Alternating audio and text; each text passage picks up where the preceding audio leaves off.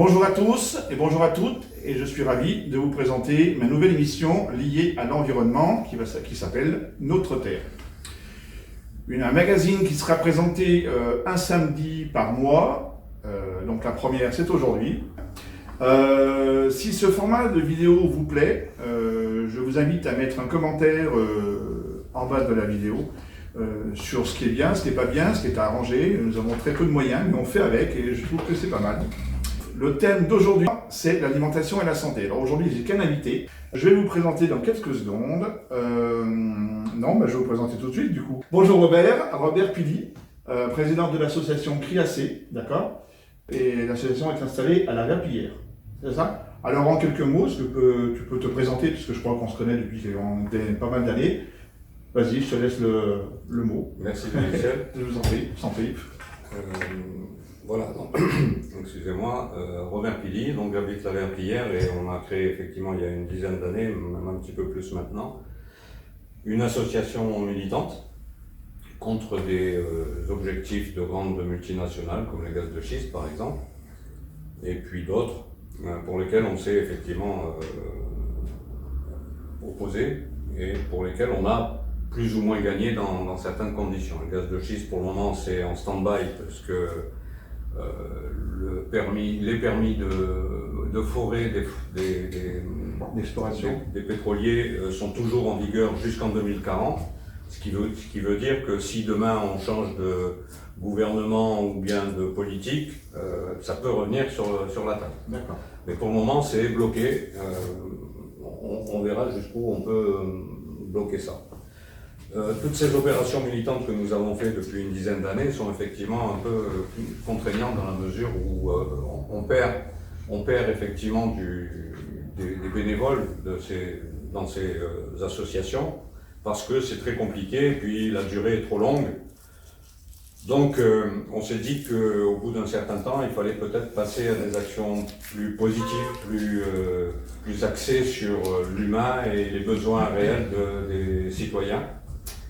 Et donc on a créé il y a très peu de temps, il y a à peine une année, on est mal parti puisque l'année passée c'était mars 2020 en pleine pandémie et confinement, donc on a perdu quelques mois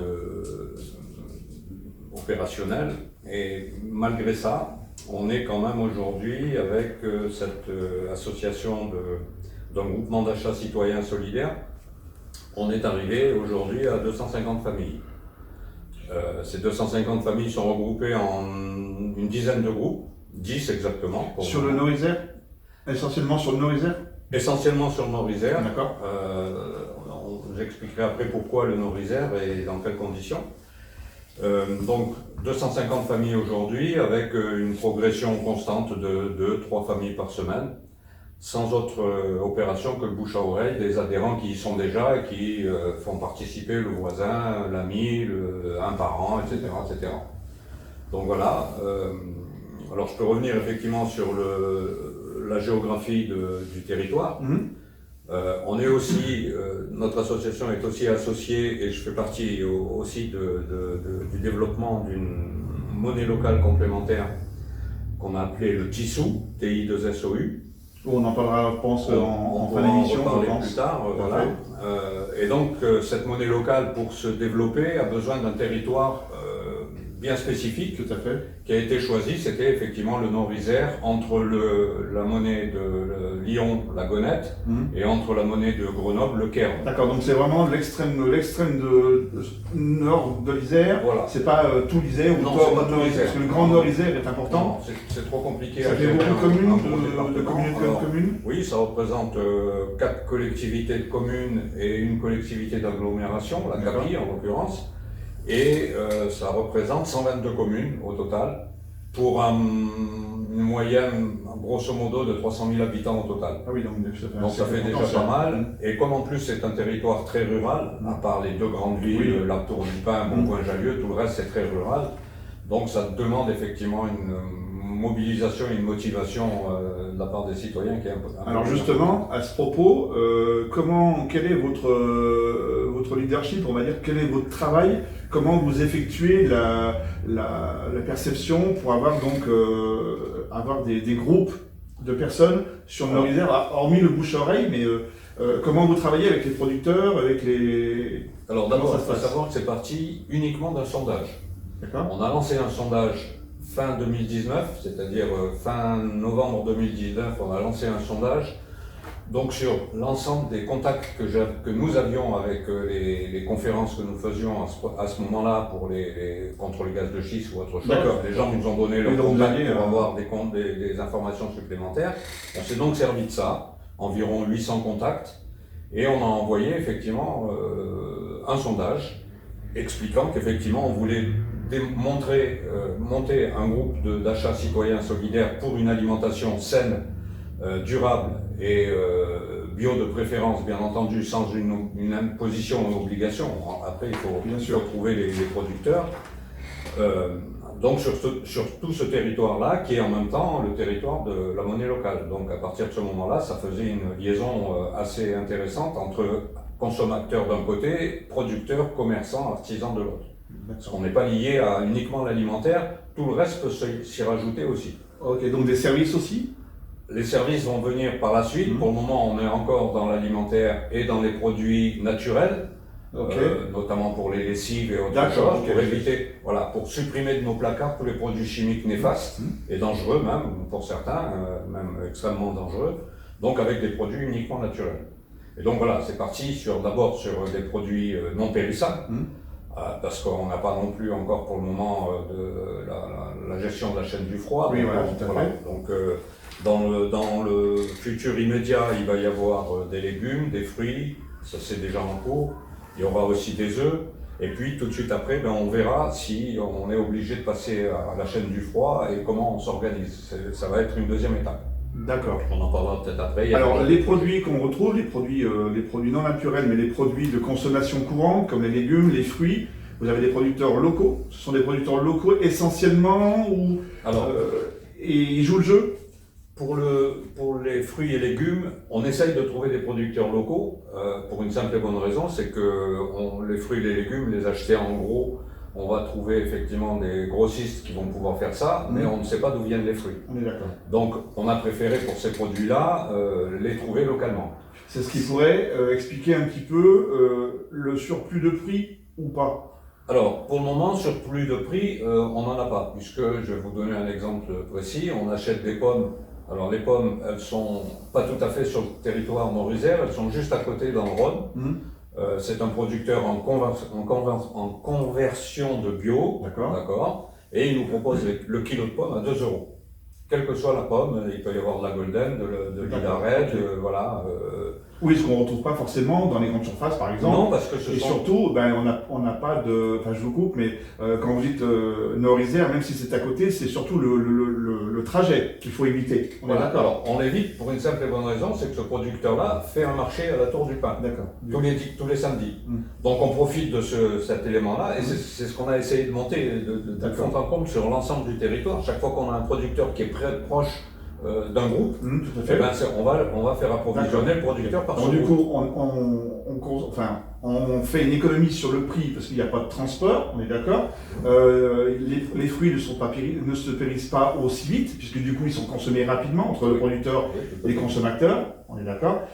Et donc du coup on y joue sur le prix. Alors quand on parlait tout à l'heure du bio, aujourd'hui, est-ce que ce sont des produits essentiellement bio ou pas? Ou ce sont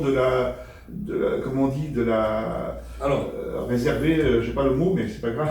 En ce qui concerne les fruits et les légumes, pour le moment, on n'a que du bio. D'accord. Encore que les légumes, c'est pas encore bien au point pour une simple et bonne raison, c'est que tous les producteurs qu'on a rencontrés jusqu'à présent, donc c'était l'année passée et en début de cette année, nous ont dit on ne vous attendait pas, donc on n'a pas mis en semence. D'accord, ok. Donc attendons l'année prochaine, attendons le printemps prochain. Donc c'est pour ça que cette année on s'y est pris un peu plus tôt. En janvier, on a commencé à programmer. Et cette année, on a d'autres arguments, j'allais dire, d'attente de la part des producteurs. C'est Certains m'ont dit oui, mais bon, ok, je mets en production, mais si vous m'abandonnez parce que vous avez trouvé un meilleur prix, qu'est-ce que je fais de mes légumes? Alors ça, c'est les aléas un petit peu de l'offre et la demande. Tout à fait. On est encore dans ce marché d'offres et de demande. Et ce que j'explique, c'est de lui dire, nous, notre job, c'est pas de faire du business, c'est pas de dire, vous me vendez le kilo de poireaux à 2,50 alors que je l'ai trouvé à 2,45. C'est pas notre job, ça. Nous, on n'est pas dans cet esprit-là. Oui. Mais par contre, effectivement, il faut bien tenir compte d'un prix de marché. On est d'accord. Donc, il faut qu'il y ait une confiance entre vous, producteurs, et nous, consommateurs, acteurs, qui allons dans ce sens-là. Donc, après, si vous me proposez un prix qui n'est pas très honnête par rapport à ce qui existe déjà sur le marché local, là, je vais vous le dire tout de suite. On ne va pas attendre que vous ayez mis en production. Donnez-moi vos prix, je vous dirai si ça rentre ou pas. Parce qu'il faut que, dans les deux sens, il faut qu'il y ait un résultat positif. Il faut que vous puissiez en vendre. Et nous, par contre, en tant que consommateurs, et notamment, on a des familles en difficulté, et de plus en plus avec l'histoire du Covid, des familles qui ont effectivement besoin d'acheter à un prix raisonnable, pas un prix exorbitant, y compris de grandes surfaces, parce qu'on sait qu'aujourd'hui, la grande distribution gagne beaucoup plus d'argent à vendre du produit bio qu'à vendre du produit traditionnel. Parce qu'ils se battent tellement sur les prix du traditionnel au ras des pâquerettes au niveau des marges, qui compensent sur les produits bio. Alors du coup, ça m'interpelle. Est-ce que les grandes surfaces, toutes sociétés confondues, ne seraient pas là vis-à-vis des producteurs bio avec un marteau ou l'épée de Damoclès en dessous de la tête en disant vous avez intérêt à faire comme ça, sinon... C'est un peu ce qui se passe. Hein, c'est un petit peu le sentiment que vous... C'est un peu ce qui se passe. Ceux qui sont mais ça va même plus loin que la grande distribution. On a ça aussi avec des gros groupes qui se sont créés entre-temps sur le bio. Genre, on ne va pas citer de nom, mais on limite. Voilà. mais ils ont exactement la même technique et la même technologie de concevoir leur business, en fait, puisque c'est du business. Tout à fait. Et qu'ils sont obligés, compte tenu d'une concurrence considérable dans l'environnement général, de trouver des producteurs qui fassent les prix les plus bas. D'accord. Alors les prix les plus bas en bio, on ne les trouve pas en France, c'est clair. D'accord. D'abord parce qu'on n'a pas la quantité suffisante. Et la surface en terre. Et les surfaces en terre, voilà. Donc on n'a pas les producteurs et les surfaces, donc voilà. En Europe, il y en a un petit peu plus, mais c'est pas non plus la panacée. Et donc aujourd'hui, il faut savoir qu'un fruit sur deux ou un légume sur deux sont importés. Même non exotiques? Même un produit non exotique, c'est-à-dire est-ce qu'on peut trouver des pommes à l'étranger? Les tomates, les pommes de terre. Les tomates en Espagne par exemple. Les haricots. D'accord. Les haricots viennent du Burkina Faso, les tomates viennent du Maroc. Ou d'Espagne. D'Espagne aussi. Mais d'Espagne sous serre, donc ok, il y a des bio mais... Du coup, ce sont des produits qui viennent des pays limitrophes, on va dire. Est-ce qu'ils sont certifiés bio?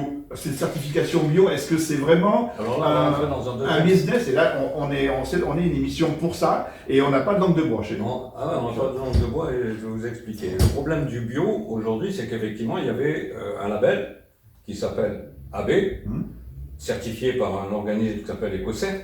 Alors qui veut dire agriculture biologique. Voilà. Certifié par un organisme qui s'appelle EcoCert. Tout à fait. Et depuis quelques années, un nouveau label est sorti sur le marché européen, créé de toutes pièces par l'Europe, et c'est la fameuse feuille verte avec les étoiles à l'intérieur. Or, depuis 20 juillet 2020, donc de l'année passée, juste pendant la Covid, la Commission européenne, qui est chargée effectivement de ce dossier, a imposé que le logo AB et l'EcoCert ne soient plus supérieurs en contrôle par rapport à la feuille verte, qui est nettement régressive par rapport au logo AB. Alors ça veut dire quoi? Ça veut dire qu'en termes clairs, que le logo AB aujourd'hui n'a plus de valeur, n'a plus la qualité qu'il devrait avoir. Alors en qualité ou en valeur, est-ce que c'est une valeur sûre le AB et que la nouvelle valeur sûre c'est la feuille? La nouvelle valeur sûre, c'est obligatoirement la feuille puisque c'est imposé. D'accord. Le label ne peut pas être supérieur au label européen. Alors qu'est-ce qui fait la différence aujourd'hui? S'il existe encore des produits où c'est marqué AB sans avoir la feuille, qu'est-ce qui fait la différence? Est-ce que c'est une histoire d'argent? On ne sait pas Sur trop le produit. On sait pas trop, puisque quand on parle de qualité de produit, on devrait aller vers le meilleur à chaque fois. Pas régresser. Si on régresse dans le truc, c'est qu'effectivement il y a un problème. Après, ça dépend si on fait du meilleur avec du moins bon. Si vous voyez ce que je veux dire. Par exemple, en Espagne, on dit que c'est des produits qui sont bons. Non, mais ils sont élevés en serre, donc c'est forcé à la nature. Est-ce que c'est bon? Alors, en Espagne, comme partout ailleurs, il y a du bio et du pas bio. Ouais. Alors après, le problème, c'est ça. Comment on les différencie? Comment on fait justement où le label européen ne gère plus ce problème-là. Ah, ok. On ne sait plus.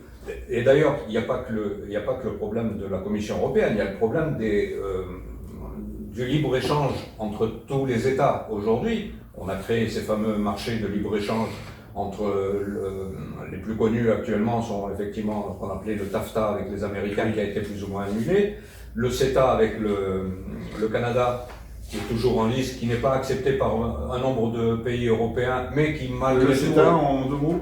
CETA en 2 mots, alors c'est en anglais, oui. En français c'est un libre-échange entre le Canada et l'Europe. D'accord, comme la viande qu'ils voulaient exporter. Mais c'est pas qu'ils voulaient, la viande canadienne est exportée vers l'Europe. Donc ça veut dire qu'en France, enfin en Europe, est-ce qu'on a déjà des viandes d'exportation? Logiquement non, mais comme ces marchés sont devenus... un gruyère. Est-ce que c'est un gruyère? Est-ce que c'est un petit peu un problème de frontières? Et qu'il n'y a plus de frontières, et on fait passer un peu n'importe quoi. Pour les produits, pour le commerce, il n'y a plus de frontières. C'est terminé, les frontières n'existent plus, pour une simple et bonne raison, c'est qu'effectivement, dans ces traités de libre-échange consentis et consentants entre pays, les contrôles se font au départ, c'est-à-dire chez celui qui produit. D'accord, donc en l'occurrence, le Canada... Le Canada fait son contrôle, et puis nous envoie sa marchandise en disant c'est tout bon, il n'y a pas de problème. Donc en France, il n'y a pas de concertation, il n'y a pas de vérification de produits. Jusqu'à ces derniers temps, tant qu'il y avait encore les frontières et les trucs, on avait les douanes qui faisaient les contrôles systématiques, voire des contrôles impromptus à l'origine. Inopinés un petit peu... Là, il faut savoir que tout ça n'existe plus. D'accord. Il reste quelques contrôleurs pour des produits, je dirais, qui viennent plutôt de Chine, parce qu'on n'a pas trop confiance dans les produits chinois, etc. Ou d'Europe de l'Est, qui ont effectivement à peu près des trucs qui sont un peu compliqués. Mais sinon, on a quasiment mis à la retraite quasiment tous les douaniers français. D'accord. Donc en fait, si on prend l'exemple du Canada, la viande du Canada... On va le prendre avec la viande du Canada.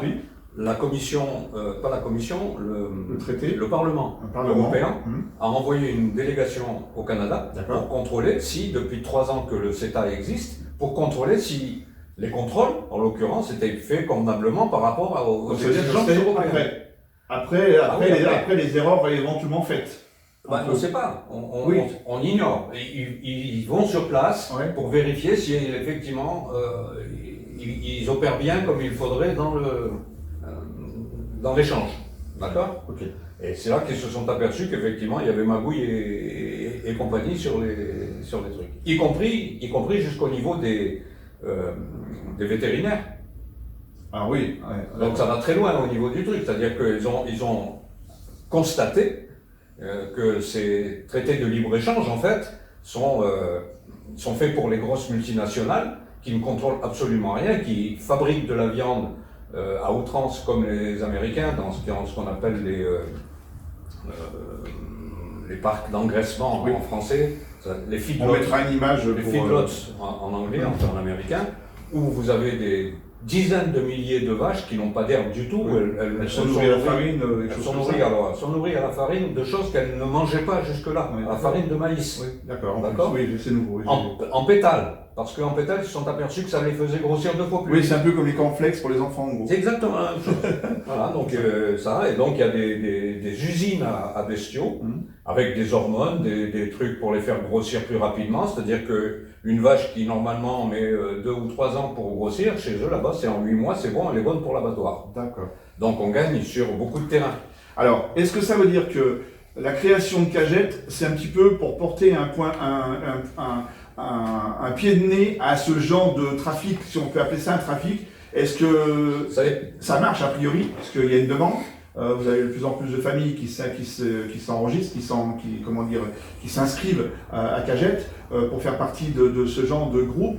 Là, on n'est pas des utopistes. Ce sont pas des utopistes. Ce sont des gens qui ont compris, qui ont réfléchi, qui ont dit on en a marre d'acheter de la viande qui vient de je ne sais où, qui sont même pas vérifiés. Dont on ignore la traçabilité. C'est ça, on est d'accord. Ou quand elle existe, on a des doutes sur cette traçabilité-là. La preuve. Ma question elle serait, donc du coup j'ai une question, est-ce que vous, donc votre équipe, quand vous allez voir un producteur, alors là c'est des producteurs alimentaires, est-ce que vous faites la demande de vérification, de certification bio ou pas? Alors, est-ce que c'est un suivi quand même de votre part? Non, dans les médias non, simplement savoir s'il est bio ou pas. Voilà, c'est la question. Ou s'il est raisonné et s'il peut passer au bio. C'est ça. Donc ça, ce sont des éléments importants qui nous permettent de dire on peut lui faire confiance ou pas. Voilà, mais vous faites un travail en amont qui explique, vous faites des recherches et c'est simple. Vis-à-vis des producteurs. Les recherches ont déjà été faites depuis fort longtemps. En même temps qu'on a lancé le sondage, j'avais un fichier d'à peu près 400 producteurs sur le Nord-Isère. À l'époque, il y a 10 ans, quand on avait... Non, le fichier date de novembre 2019, grosso modo. Et puis au fur et à mesure, il se remplit de nouveaux contacts qu'on n'avait pas jusque-là, des jeunes qui s'implantent, etc., etc. Donc on a un fichier qui est déjà très important, beaucoup plus important que la collectivité de communes, par exemple la CAPI, qui a fait un site spécifique produit d'ici, mais oui, j'ai vu ça. Où il y a 4 fois le même agriculteur, où donc effectivement, bon, il y a... Quand j'ai monté le dossier, j'ai été voir un petit peu ce qui se faisait autour et je crois qu'il ferait mieux de se renseigner auprès de vous, peut-être vous avez... C'est ce qu'on leur a dit, mais bon, apparemment, encore une fois, c'est toujours la même chose. Vous êtes trop petit, hein. Voilà, on n'est pas représentatif, on n'a pas, voilà. Mais c'est pas grave, on fait... Mais vous faites votre job et vous le faites très bien, a priori. Et apparemment, les gens sont contents, on ramène d'autres et on essaye d'avancer comme ça. Alors, j'avais une question aujourd'hui. Au niveau de Cagette, quels sont vos besoins? Qu'est-ce que vous avez comme besoin aujourd'hui? Est-ce que le besoin, c'est le besoin d'avoir une expansion plus grande? Ou vous visez quoi? Le but, c'est quoi? Alors, je fais un peu l'avocat du diable, mais... Oui, non, mais c'est bien, au contraire. Sans obligatoirement, n'ayez pas peur, il n'y en a pas de flics autour de nous. Obligatoirement, effectivement, cette progression est assez symptomatique du fait que les gens commencent à prendre conscience et que ça risque de se démultiplier à vitesse grand V. Donc l'objectif aujourd'hui, ça serait plutôt de créer une coopérative ou une SCIC, Société coopérative d'intérêt collectif, en un lieu ou peut-être en plusieurs lieux si c'est possible, et qui devienne effectivement une épicerie sociale et solidaire. Donc en un seul lieu? Alors en un seul lieu, on de distribution ou pas? Alors ce lieu servirait de magasin général, on va dire, avec la possibilité pour ceux qui sont proches d'aller se servir directement, mais en même temps de servir de point d'éclatement pour les différents groupes qui existent. D'accord, un petit peu comme une toile d'araignée, fait, avec un point central. En attendant qu'on puisse éventuellement recréer la même chose localement. D'accord, très bien. De façon à ce qu'encore une fois, on essaye de regrouper au plus proche des besoins de chacun l'unité de production ou de distribution nécessaire à ça. Alors, est-ce que ça... Alors là, je me fais la faute qu'il y a déjà est-ce que ça, ce ne serait pas une concurrence aux AMAP? Alors, sur le principe. Oui, sur le principe, on peut le dire. Qu'est-ce qui vous différencie? C'est tout simple. Une AMAP, en fait, c'est quelques consommateurs qui ont décidé effectivement aussi de se réunir pour faire le truc et qui demandent à un ou des producteurs locaux de venir les approvisionner un jour J, à l'instant T, des produits qui produisent dans leur ferme. Le problème, c'est que vous ne choisissez pas votre panier. Le producteur vient avec ses betteraves, son chou et son machin. Si vous n'aimez pas ça, comme vous l'avez déjà payé d'avance, c'est ça. Ça, c'est la deuxième chose. De le prendre. Voilà, c'est un petit peu les deux bêtes noires des AMAP, ça. Voilà, c'est un peu la bête noire des AMAP. Ouais. Et en plus, l'association AMAP ou le collectif qui s'est monté pour faire ça, ne prenant quasiment rien de marge ou de trucs que ça, ne peut pas décider à la place des En gros, une AMAP vit uniquement par la cotisation des adhérents, qui les adhérents vont payer encore une seconde fois pour avoir leurs légumes, etc. etc. Tout à fait. Hein, c'est un peu ça. Voilà. L'avantage chez vous... Alors nous, déjà, on ne s'attarde pas à un seul fournisseur ou à un truc, puisqu'aujourd'hui, on a une vingtaine de fournisseurs différents, et que la prochaine commande, il y en aura au moins 4 de plus. Alors la prochaine commande, elle sera quand? Est-ce que vous avez une date éventuellement qu'on puisse le mettre en bas de la discussion, alors, si elle est dans la semaine ou pas, si c'est plus tard, parce que la prochaine commande va démarrer fin mars, c'est-à-dire le 20... c'est quoi le vendredi? C'est le 27? Alors le 27, c'est un samedi. Donc alors c'est le 26. Le 26, l'ouverture des commandes. 26 mars, d'accord. Pendant une semaine à peu près. Ok. Ensuite de quoi, regroupement de toutes ces commandes sur l'ensemble du Nord-Isère, sur l'ensemble des 10 groupes, pour ne faire plus qu'une seule commande par fournisseur. La fin du week-end de la dernière semaine, de la semaine de trucs, toutes les commandes. Donc c'est-à-dire fin 26 avril, on est pratiquement début mars. Début avril. Début avril, pardon. Début avril. Pardon. Toutes les commandes partent et on reçoit les commandes dans la semaine. D'accord. À partir de là, la semaine d'après, pendant une semaine, les livraisons et les distributions se font au niveau des groupes. Ok. Donc là, en ce qui concerne la commune de Pont-de-Cherry, on vous donnera les informations qui seront dans la description pour l'association ACT. Je crois que c'est votre point de distribution sur Pont-de-Cherry. Ouais. On est d'accord. Donc du coup, vous êtes une concurrence directe par les AMAP. Est-ce que vous avez... Alors on avait invité, on s'était eu au téléphone il y a quelques semaines, il y a pratiquement un mois même. On voulait inviter une AMAP et apparemment elle n'a pas voulu venir ou je ne sais pas. Bon. C'est un peu dommage parce que du coup ça aurait été nous on en connaît 3 d'AMAP, enfin on en connaît ces 3, celle de Bourgoin-Jallieu qui est une des plus grosses, celle de Villefontaine qui est pas mal non plus, et puis la troisième c'était la Verpire, donc sur mon territoire. Tout à fait. J'ai essayé de rentrer... J'aime bien sur mon territoire, attention, on ne va pas sur mon territoire, c'est mon territoire. Attention, c'était pas le terme. C'est pas péjoratif, ne vous inquiétez pas. Donc, très proche en fait, je voulais dire. Oui. Donc j'ai essayé de... Pas de souci. J'ai essayé de discuter un peu avec les 2 jeunes femmes qui se chargeaient de ça. Et puis j'ai appris il y a quelques jours, là, il n'y a pas très longtemps, qu'elles abandonnaient parce qu'effectivement, il n'y avait pas assez de main-d'œuvre pour faire le... Alors, justement, c'était une de mes questions qui était intéressante. On revient donc à Cagette, on a fait le point sur les AMAP, on comprend. Si vous avez des questions, n'hésitez pas à poser des questions dans les commentaires et on essaiera de vous répondre sur les AMAP, la différence pour être un peu plus concret. Pour en revenir à Cagette, aujourd'hui Cagette, c'est en pleine expansion depuis 1 an et demi maintenant, à peu près, depuis que ça a été monté. Ah non, on va dire. Aujourd'hui, et on parlera du Tissou ensuite, parce que ça me paraît important d'en parler. Alors, tout à l'heure, nous avons parlé, Pierre, du Tissou. Alors, ce qu'on va faire une deuxième émission sur le Tissou. C'est une monnaie locale, on est d'accord. Et écoutez, on se retrouve une prochaine fois. Merci à vous de m'avoir enregistré sur cette action qu'on est en train de mener, totalement citoyenne en fait. Et je vous remercie. Je vous en prie. Les informations de l'association de notre ami Robert Pili seront dans la description. Et n'hésitez pas de mettre vos commentaires et n'oubliez pas le petit pouce bleu, la petite cloche pour être tenu des informations des nouvelles émissions. Je vous remercie, je vous souhaite une bonne journée et à très bientôt.